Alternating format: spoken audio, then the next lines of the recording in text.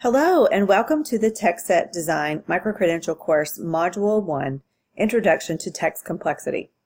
I'm Dr. Angie Gunter, a Regional Literacy Specialist in Western Kentucky and designer of the Kentucky TextSet website. I'm excited that you've joined this learning experience and look forward to working with you in the creation of useful and effective teacher resources. A wealth of data supports the need to focus on text complexity in our classrooms. But we're going to begin with a study called Reading Between the Lines, a 2006 ACT study, which actually informed the writing of the Common Core State Standards for ELA and Literacy. The executive summary of this report is listed as Resource 1 in the Dig Deeper section of this module. In Reading Between the Lines, researchers sought to examine what factors differentiated those students who excelled or equaled the benchmark score of 21 out of 36 in the reading portion of the ACT from those who did not. Prior ACT research had shown that students achieving the benchmark score or better in reading had a high probability of earning an A, B, or C in their introductory level U.S. History or Psychology courses, which are two common reading intensive courses taken by first-year college students. In the study, researchers investigated what factors differentiated students who could score a 21 in the reading portion, demonstrated college and career readiness, from those who could not. Since the questions on the reading test assessed two levels of comprehension, literal and inferential, they began by looking at students' ability to make inferences, thinking this could be the differentiating factor. However, this was found not to be the case. The number of inferential questions that lower scores answered correctly was proportionally similar to those of the higher scoring students. In other words, if a student was able to answer literal questions, he or she was equally able to answer inferential questions. As you can see, the lines marked equally up the average percentage of questions correct axis. So, the result demonstrates that ability to infer did not differentiate students who met the reading benchmark from those who did not. In addition to the two levels of comprehension assessed by the reading test questions, there are 5 kinds of textual elements assessed. These include main idea or author's approach, supporting details, sequential, comparative, or cause and effect relationships, meanings of words, and generalizations and conclusions. Researchers investigated whether any of these reading strategies were the differentiating factor. But, as you can see from the graph, they were not. Students who could use one strategy could basically use them all equally well. So, if the ability to make inferences and the ability to use these separate listed reading strategies were not the factors that differentiated those students who, according to this measure, were ready for college-level work from those who were not, what was the factor? Let's pause here. Please find the article, Why American Students Haven't Gotten Better at Reading in 20 Years, found listed in Resource 2 in the Dig Deeper section. After you've read the article, click on the Think section and record your response to question 1. After you've recorded your response, please click on Watch and continue the webcast. If your response included something regarding text complexity, you were correct. As you can see from the graph, the lines indicating uncomplicated, more challenging, and complex text separated indicated the differentiating factor was the ability to read complex text. Students with a benchmark score of 21 got only 30% of the complex text questions correct, but 60% correct in the uncomplicated texts. The findings demonstrate that complex text remains a differentiating factor up to a score of 34, and 36 is a perfect ACT score. These findings are quite significant. The sample size for this 10-year longitudinal study is huge, since 500,000 students take the ACT most years. So, if we want students to be college ready, to prepare them for success in their college careers, we need to find ways to engage students with complex text early in their educational careers. The instruction needed for successful reading must begin in kindergarten, even pre-K, for students to be able to internalize practices to become proficient readers. Our goal then is to get appropriately complex texts in front of students as often as possible. But in order to do so, we need to agree upon what we consider complex text.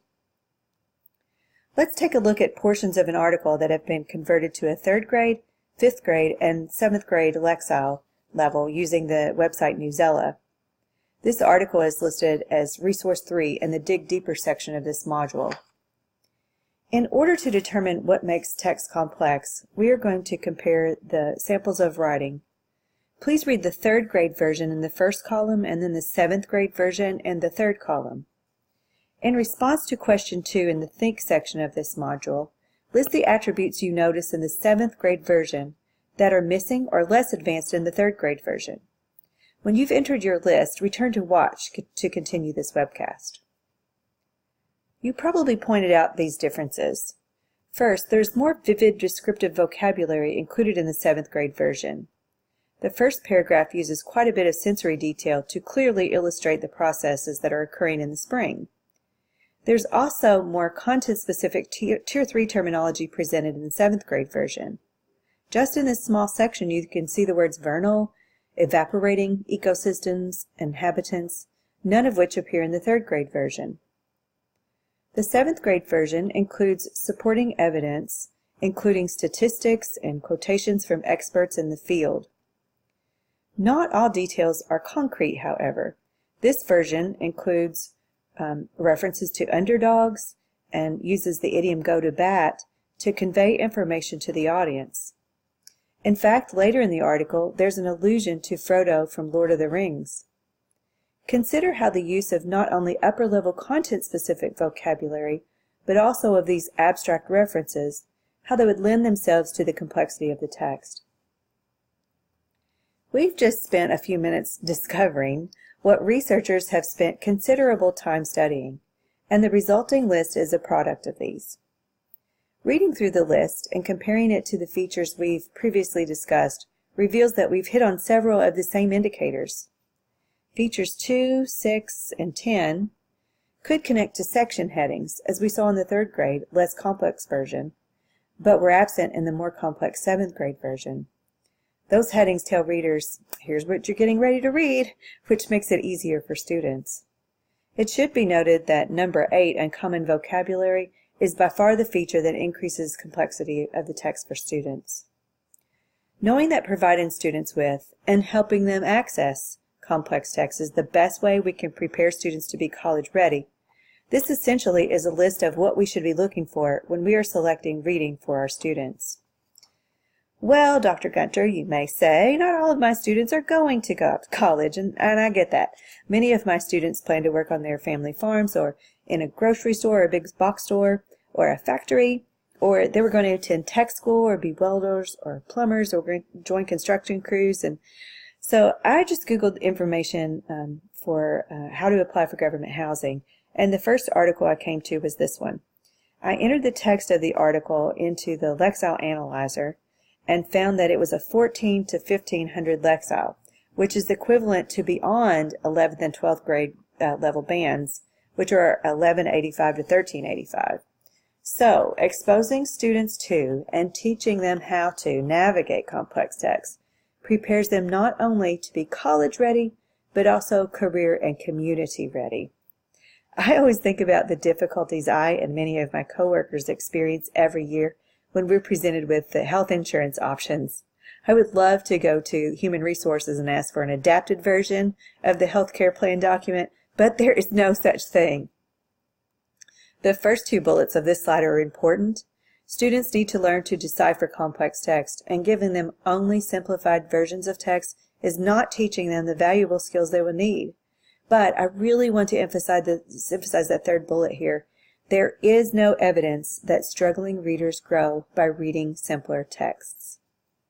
Consider this research by Dr. Bonnie Armbruster. Read the slide and make sense of it, and then go to question 3 in the Think section and type your response. How would you sum up the information in this chart? What's your understanding from looking at the slide?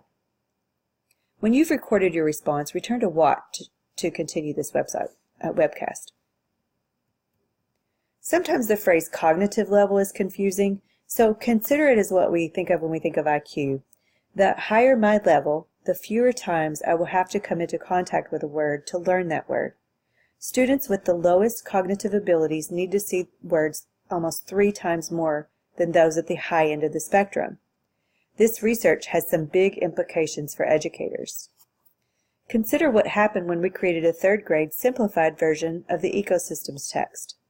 What was left out? It was vocabulary. Lexile is measured by word and sentence lengths, so what we're actually doing is taking away words from the learners who need them most. Ultimately, this is an equity issue.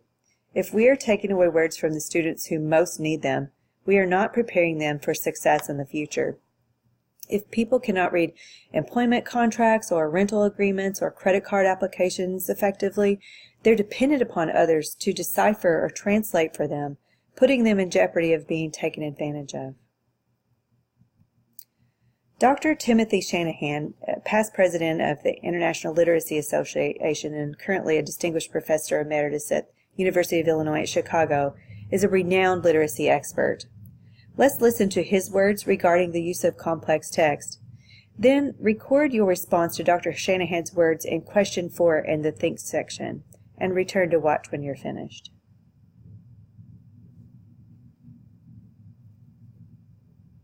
In the past, a lot of times, if a teacher found that a youngster was struggling with reading, they would move them to easier text. And all of a sudden the problem would go away. And the idea was if the youngsters practiced enough doing the relatively easy reading, they'd make great growth. There's not a lot of evidence that that's true. And in fact, there's a little bit of evidence that would say that we need to stretch kids more and that they need more opportunities to deal with the harder vocabulary and the more complicated sentences and the other kinds of features that more challenging text provides. So I think teachers are going to have to shift their stance away from, can I find an easy enough text to kids, to what can I give, what kinds of supports or scaffolds can I use that will allow kids to handle the really hard text. And that's a real pivot for teachers. That's something that they haven't had to do in the past. And so now all of a sudden they're going to have to read text closely themselves to figure out what's challenging about it. And then they're going to have to think of the kinds of supports or scaffolds that would allow a youngster, if they knew that or had that background or were aware of a particular relationship or whatever, that would now allow the youngster to actually be able to read that text and make sense of it. Without the teacher telling them what it says or reading it to them or whatever. And I think that's going to be really tough for teachers, but I think it's really important that we do that for kids. So if we really want them to be good readers, they have to have those experiences of making sense of challenging text.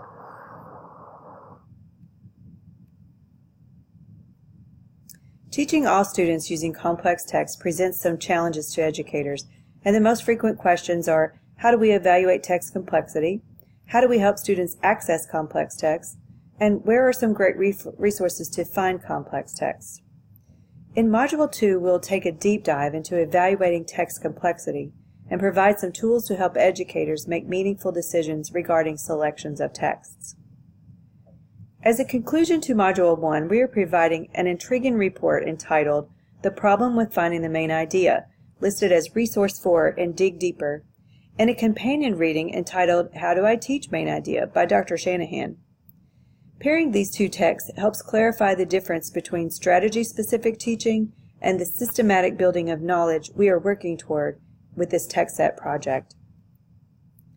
Congratulations on completing Module 1. You're now ready to move on to Module 2, Assessing Text Complexity. Happy reading!